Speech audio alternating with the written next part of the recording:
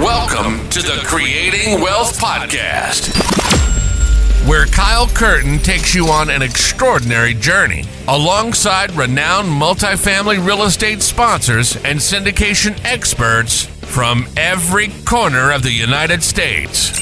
We teach you how to harness the power of passive real estate investing and witness the transformation of your wealth building strategy.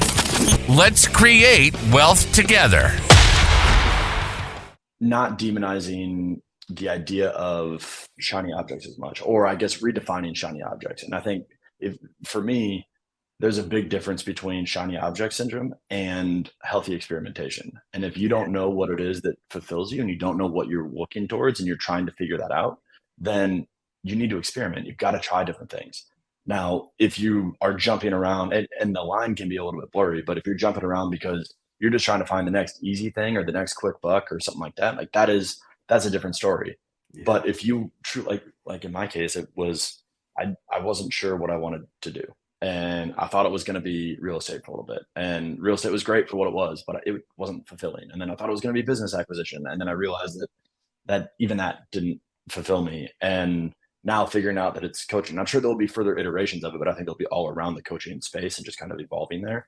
But this isn't me chasing shiny objects at each turn. This is a very clear, like, I'm going down this path, and now I'm realizing suddenly this is not the right path anymore. And so I'm an idiot if I don't pivot. Yeah.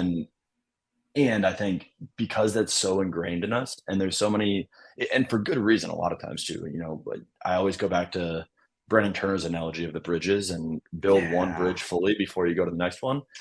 But if you take that too far, that can be detrimental. And that was what I started doing with the flipping business, where I was like, all right, look, this was my bridge. I committed to this bridge. I made commitments to my employees. I made commitments to my family. I said that I made commitments to myself that this is what I was going to do.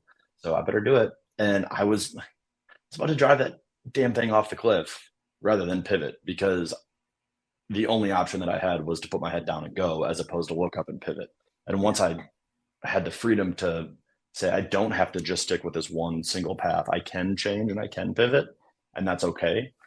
That's when everything started to change, and the process of continuing to evolve into where I am right now over the past year and a half has been allowed to happen. But that doesn't happen if you never pull your head up, and you don't never give yourself permission to pull your head up and make that decision to pivot.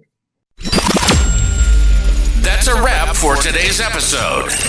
We want to thank you for being a valued listener of the Creating Wealth Podcast. Make sure to visit www.creatingwealth.com to connect with us. Dive into our ever-expanding library of informative blogs. Get access to our private investor portal and explore a wide range of additional valuable resources. Stay tuned for our next episode as we continue to create wealth together.